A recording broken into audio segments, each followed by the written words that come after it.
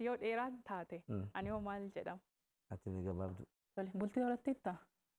Bultii Mee dheerinni kee kun maal si daangeesse? wanti na daangeesse wanti adduna gaddise tokko.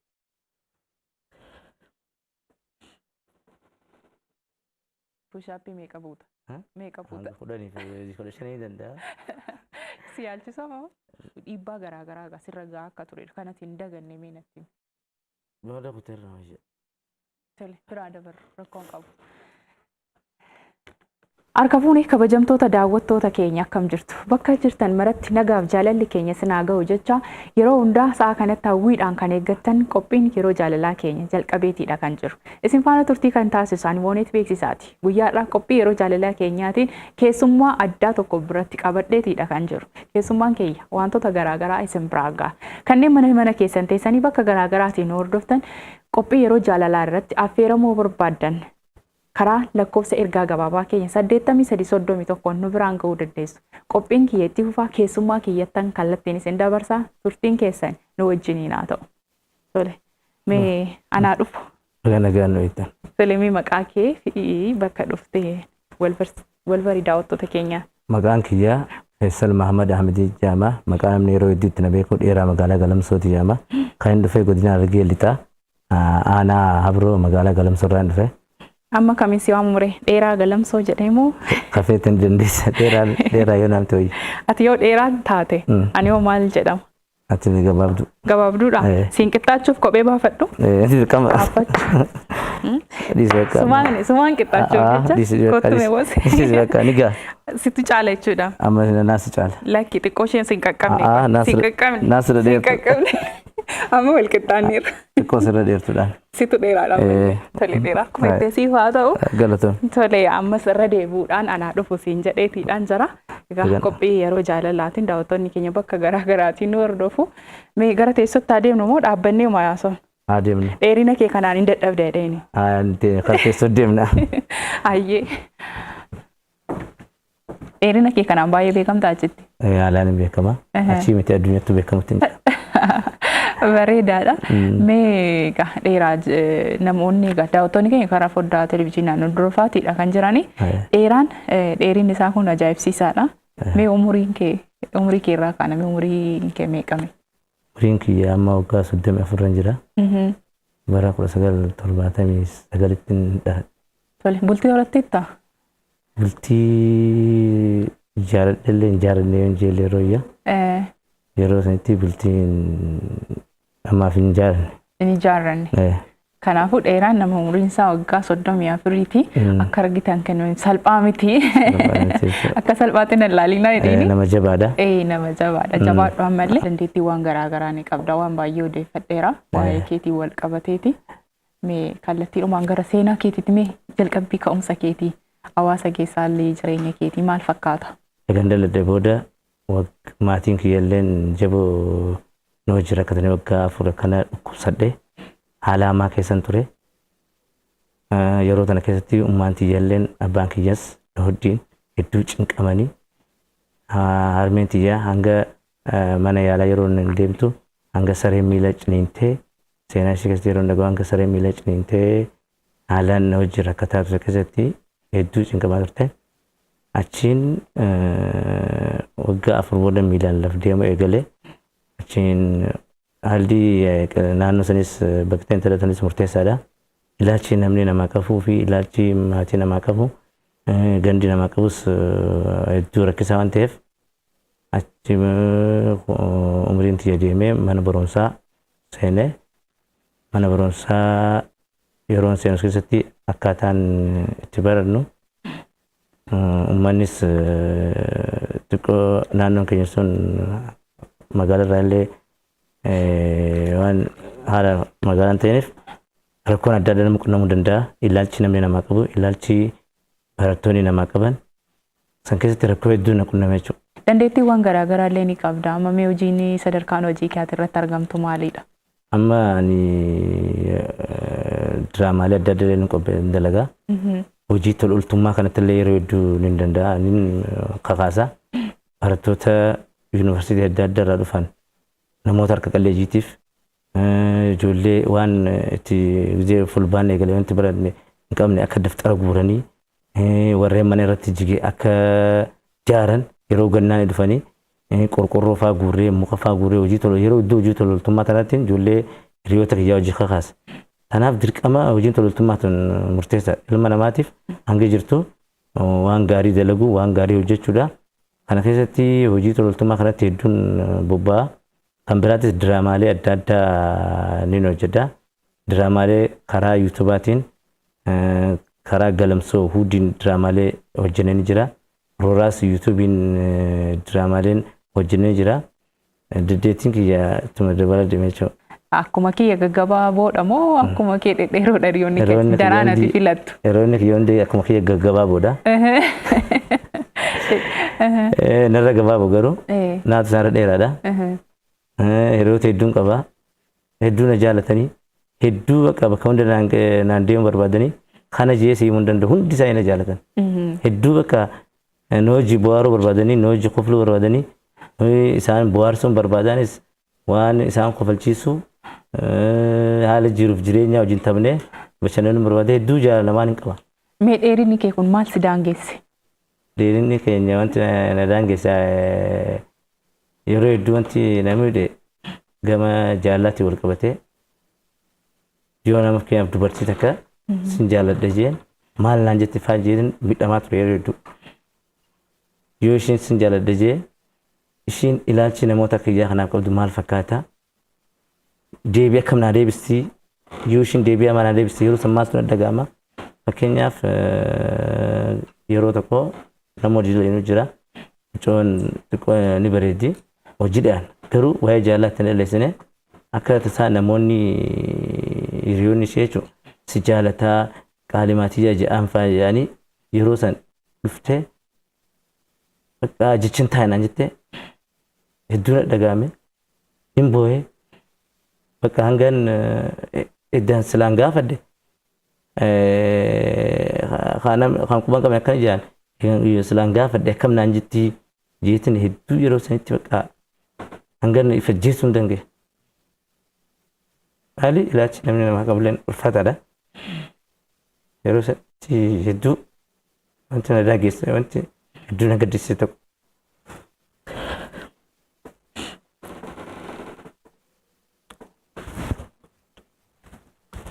Boyni.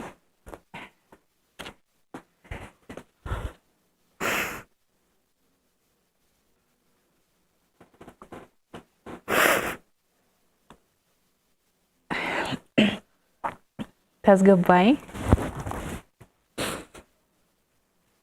jireenyi bu'aa bahii hedduudha kan isheen qabdu. Namni kamiyyuu immoo hiree garaa garaati kan inni qabu. Kanaaf immoo sitti dhaga'amuu hin qabu. Of jajjabeessuu qabda. Ati nama baay'ee dandeettii garaa garaa qabdudha. Ammas immoo hireen rabbiin beekamuun akkasittiin immoo amilee kee yeroo namoonni bu'uu danda'u. Ati immoo nama jabaa taate argamuu qabda.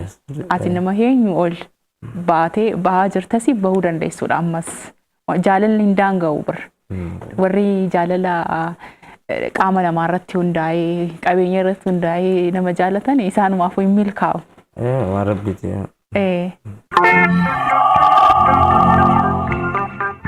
Kabajamtoota daawwattoota keenya kan hordofaatiin jirtan qophii yeroo jaalalaati. Qophii yeroo jaalalaa keenya irraa keessatti egaa dheeraa gaalamsoo wajjiniin turtii taasisaatiidha. Kanan jiru seenaa egaa jiruuf jireenya keessatti namoonni hedduun bu'aa bahii hedduudha kan dabarsanii rabbi egaa gaafa nama uumu akkaataa garaa garaatiin kan nama uumuu danda'u. San keessatti garuu ilaalchi hawaasa keessa jiru hagam nama miidhuu akka danda'u egaa dheeraarraa hubachuu kan isin jirtan jedhee abdiin qaba. Namoonni rabbii hunda keenya ni jaalata, hunda keenya wal qixxeesseeti kan inni uume. Garuu hawaasa keessatti immoo ilaalchi badaan jiru hagam xiinsammuu namaarraa miidhaa geessisa kan jedhu akka keessatti ilaaltan abdiin qaba.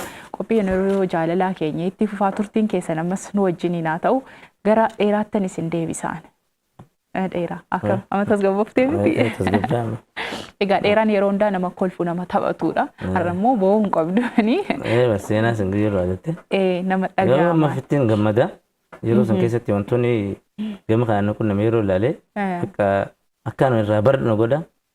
Wantoonni na kun sun namoota kiyyaa jechuudha. Nuti qaaliidha irras borus. Namoonni kiyyaa ammallee bakka jirtanitti ifiin boona. Ifin tuffatina. If tuffatu keenyaatu namaa gannu godhe. ifintu fatinaan qaaliidha rakkoon irra ga'e kuni namoota kiyyaara kan geenye barbaadamas namoonni kiyyaama keenyaaf yeroo hedduu karaa miidiyaatiin lallabaatiin olee karaa feesbuukaatiin ilaalchi gama miidiyaatiin illee kan jiru. Maatiin amma maatiin kiyya qabsoo guddaadhaan sanaan ga'an garuu maatiileen biraa kan mana keessatti awwaalantu jira namoota kiyyaa. Namni bobbee naa miti kan miilaan hin deemne kan miilaan qabne rabbiin akka fedhe jiraachisuu danda'a rabbiitu uume. Mana keessatti awwaalii namoonni akkana warreen jirtan waaqallee sodaadhaa rabbiillee sodaadhaa akka fedhanitti bobba'anii baratanii bultii jaaratanii jiruu gaarii jiraachuu danda'a. Dheeraan nama dandeettii cimaa qabdudha. Fiilmii irratti ni hirmaatta, koomeediiwwan gaggabaaboo irratti ni hirmaatta. Mee yeroo hedduu hojii ati ittiin dabarsitu waan akkamiiti? Ani hojii hedduu kan jaalatu irra caalaatti yeroo hundaa osoo kan hojjedhe. Namoota kiyyaa kanaa wajjin yeroo hunda sila wargee qoflee taphaddee namoota kiyyaa dhadheera jechuudha. Hojiin diraamaalee adda addaa dalagee addunyaatti beeksisee jechuudha. Sila hedduun itti gammada. Amma diraamaalee kana keessatti diraamaan tokko jirti dubartii akka tiyyaa jechuudha dheertumaa. Hedduu isillee akkuma hiyyeessa miidhamaa turte fitti haamnee jechuudha. Ol baasnee jira jechuudha. Diraamaa sana keessatti arguu dandeessa. Kanaaf namoota akkanaa kana silaa walitti qabnee diraamaalee adda addaa waan nama bu'aasu waan nama kofalchiisu bakka nuti qaalii ta'u garsiisne dudda sana jedha. Pushaappii meeqa buuta? Meeqa buuta? Kudha shanii danda'a. Si yaalchisa moo? Hin danda'a. Huccuu ispoortii dirqama barbaada. Dirqama gaa seeraan cabsa yoo kanaan dalage. Kanaaf huccuu ispoortii na kasasan warri ispoortiidhaa suni sadii malee akkamitti hin dalaga. Gaariidha. Mee bishaan daakuu irratti? Bishaan ni yaala malee hedduu hin danda'u. Baay'ee hin dandeessu. Namni beektee maaliif ani kaasee addunyaa kana irratti namoonni akka kee dhedheeroon hedduutu jira. San keessaa baratanii barumsa isaaniitiin gama ispoortii sarkasii garaagaraa irratti hirmaachuudhaan fiilmii gurguddaa Holiiwud keessatti Booliiwud keessatti namoonni akka kee dhedheeroon hedduun hirmaatanii ni argaan. Siin ammoo as hojii kana keessa jirta. Hojii kanaanis immoo milkooftee aga dhumaatti ni baata jedheetiidha kanan yaadu. Gama jaalalaatiinis immoo ni jiru hedduun isaanii ati maatii kee keessaa siidha namni dheeraan hundaa miti.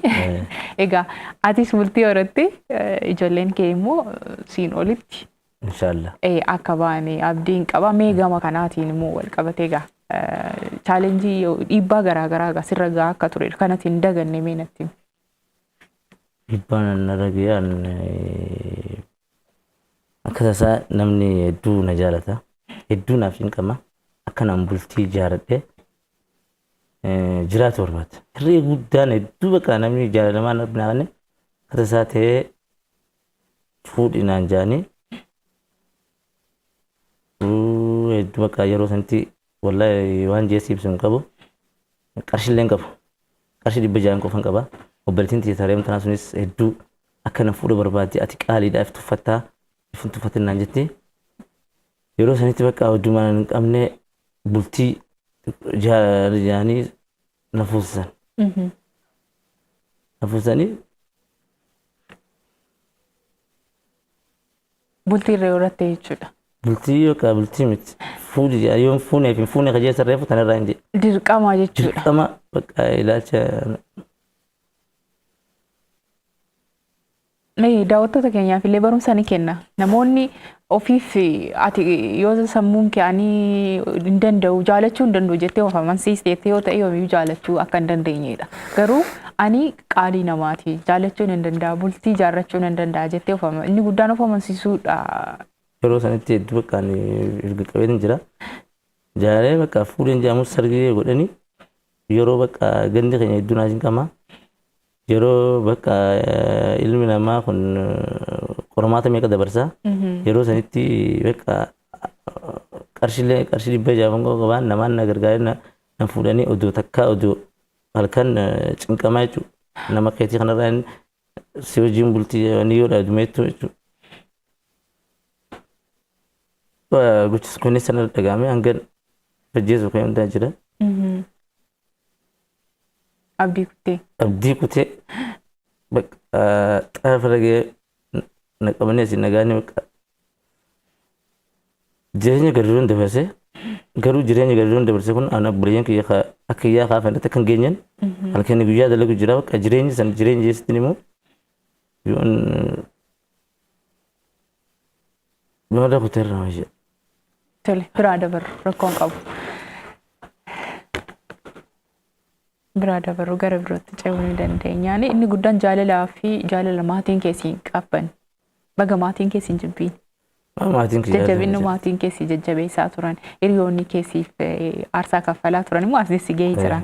Boruu waan uumamu hin beeknu waan ta'eef. Seenaan sun darbeera. Seenaan sun darbe. Ni agami waggaa agamii gara waggaa lama sadii. Waggaa lama sadii ta'e. Bakka kan bare waggaa lama. Bakka nama ta'uu kan bare waggaa lama sun dura hedduu miidhaa kan ture jechuudha. Amma gammachuun hin jira. Bifa nama gammachuun duraan namni gizee asiin dabre maal laan jaa ilaalchi namni gizee karaa dabartu maal si qaba. Amma bakka fadhe dhageetiin bakka fadhe galee bakka fadhe bobba'ee magaalaa tana keessaa miti magaalaa Finfinneetti illee deemuu danda'a jechuudha. Yeroo sanitti kophaa deemuu illee ni sodaadha. Yoo nama wajjin deemne yoo dubarri naa gade maal naan jaa dhiirri naa gade maal jechuun jaatiin keessatti qabaa ture. Alhamdulillah garuu amma akka fadhettiin ilma namaa olitti bobba'ee dalagallee xiqqoo takka qabaa dalagaa sun dalagadhee gala. Malee amma jireenya gaariin jira. Gaarii dhumee maal dalagaa jirta? Ani amma hojii mootummaa irra jira. Hojii mootummaa barattee barnoota keetiin milkooftee? Barnoota bitee dippiloomaan qabaa digirii barachaatiin jira. Amma digirii barana ni fixa. Hojii mootummaa bulchiinsa magaalaa Gaalamsoo keessatti dalagaa jechuudha. Amma dalagaa jirta? Dalagaa. Amma nama addaate waan ta'eef badhaasa qabda. Malee fatanaa qormaata dabarsantu hedduu gizee yaadadhee samuuti jalatti hedduu hidhaa geesse garuu amma alhamdulillah bubbeetiin akka ilma namattiin ibduraafis bultii jaareedhe ilmaanis horee akka naan abdii qabu abdiin qaba. Garuu namoonni akka yaa kun rakkoon kun akka irra hin geenye ammallee akka baratan maatiin akka dhiibbaa irra hin gaggeessine firoottan akka dhiibbaa irratti hin gaggeessine ollaan akka dhiibbaa irratti hin gaggeessine isinis gama kanaan irratti nu hojjedha. Mana taa'anii kan hordofaa jiran ni jiraatu. Warreen akkuma kee kana immoo miidhaan garaagaraa irra ga'ee jiraachuu ni malu. 8331 irratti yaajaa jedhanii barreessanii yoo nu biraan gaan nu taffeeruudhaaf duubatti hin deebinu. Namni kamiyyuu yeroo baay'ee hawaasa keessatti ilaalcha akkanaa ni jiraata. Namni tokko gabaabbatee dhalateera ta'e abaarsa rabbiiti waan garaagaraa akkuma itti kaaste jechuu ni danda'u. Kun rakkoo hormooniitiin kan ka'e yeroo tokko kan uumamuu danda'udha. Osoo abaarsa ta'e maatiin guutuun osoo gabaabaa ta'e abaarsa jechuun ni danda'ama ture. Akka ilaalcha hawaasaatti garuu maatii kee keessaa namni gabaabaan si qofa akka ta'e kaasteetaadha kan jiru. Dheeraan si qofa. Sanaaf immoo kun rakkoo hormooniitiin wal qabame tasa uumamuu waan danda'uu fi namoonni akkanaa ofitti qaana'uu hin qabanii. Afiin boonuu qaban. Jabaa ta'uudha kan isaan qabanii barnoota isaatiin gama hundumaan milkaa'uu ni danda'u waan ta'eef akkumatti jettee guutumaan guutuutti qaama hir'uu ta'anii warreen dhalatanoo isaanillee hin jiran. Abdii kutuu akka namni hin qabne seenaa keera daawwattoonni keenya akka baratan abdii hin qaba. Jamtoota daawwattoota keenya bakka garaagaraa teessanii kan hordofaatiin jirtan qophii yeroo jaalalaati. Qophii yeroo jaalalaa keenya irraatiin keessummaa addaa waliin kanan jiru egaa nama baay'ee dheeraa wajjin kanan jiru seenaa isaarraa wantoota garaagaraa ni barattu jedhee abdiin qabaan hawaasa keenya keessatti ilaalchota jiran jijjiiruudhaaf immoo innis seenaa isaasitti nuuf qoodaatiidha kan jiru. Namoonni dhimma garaagaraatiin miidhaan isinirra gahuu danda'a. Jaalala keessattis miidhamuu dandeessu. Miidhamni keessan immoo namoota birootiif barumsa ta'uu ni danda'a waan ta'eef kanaaf namni qophii keenya irratti hirmaachuu barbaadan 8331 yaajaa jettanii barreessuudhaan nu biraan ga'uun qophii keenya irratti hirmaachuu ni dandeessu. Amma gara keessummaa kiyyaattan isin deebisaa turtiin keessan ammas nu wajjiniin haa ta'u. Nama wajjiniin wal loltee beektaa? Warreebdee beektaa? Gaafa duraanii ijoolleen xixiqqoon faan xiqqoo dheeraadhaa minuti gizee karaa deemnu naa toltaa faayyaanii sirratti utaalu. Naa galtaa jedhanii ijoollees isaanii. Tole.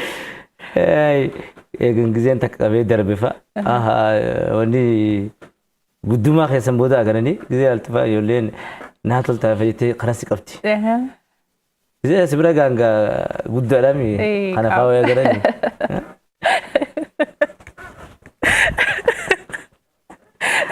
Ijoolleen isaanii. Dubarraan dhufanii. Dubarraan sun dhufaas si qaban gizee bira gaarifatanii fa'a gizee ati lafa darbite.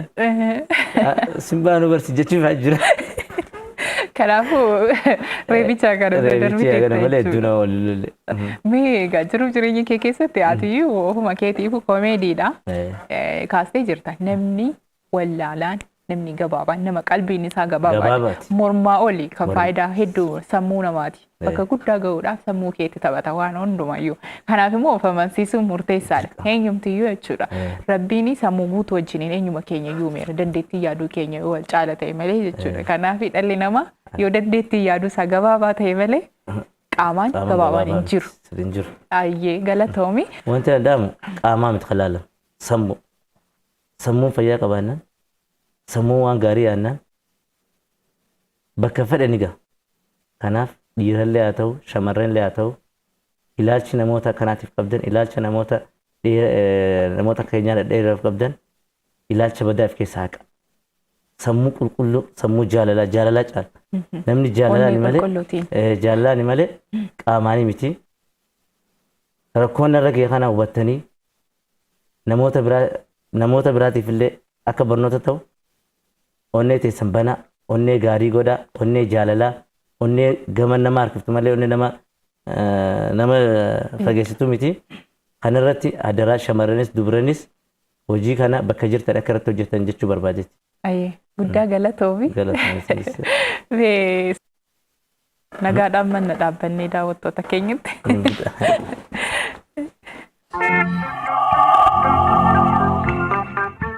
Kabajamtoota daawwattoota keenya bakka garaagaraa teessanii kan hordofaatiin turtan qophii yeroo jaalalaati. Qophii yeroo jaalalaa keenya har'aatiin keessummaa addaa Feesal Muhammad Amiir yookiin dheeraa gaalamsoo wajjiniin seenaa isaa keessatti wantoota garaagaraa kaasuudhaan nu biraan gahaa isiniifis muuxannoo fi mudannoo isaa isiniif qoodaatiidha kan turre. Yuutuubii mataa keetii ni qabda. Mee namoonni achirra galaniillee jajjabeessuu qabu. Yaadaanis gochaanis gama garaagaraatiin si deeggaruu qabu waan ta'eef yuutuubii keessan beeksifachuu ni dandeessan. Kabajamtoota daawwattoota OPN sagantaa qophii jaalalaa irratti Gaalamsoo Wood Progress YouTube qophii bashannanaa kan nama bohaarsu kan nama barsiisu namoota kiyyaa dhedheeroo kana walii qabee dandeettiilee adda addaa hojjetaa jiru. Gama YouTubaatiin hundi keessan keessaafuu namoonni keenya karaa keessaafuu saboonni keenya kun irra guddaan Facebook warreen fayyadamu isaan. Garuu Google waan hin qabneef Google kanatti illee karaa adda addaatiin isin hubachiisuudhaaf ni qabna. YouTube seentanii Gaalamsoo Wood Progress YouTube subscribe gootanii like share godhanii waan diimtu san tuqanii godhanii nu jajjabeessuudhaaf isiniif jirra. Artii teenya waliin guddifna. Kabajamtoota daawwattoota keenya qophii yeroo jaalalaa keenyaarraa kana fakkaata. Nu waliin turtii waan taasistaniif guddaa galatoomaa jenna. Torban dhufu ammoo keessummaa birootiin kan wal arginu ta'a. Aga torbanitti nagaa nuuf ta'a.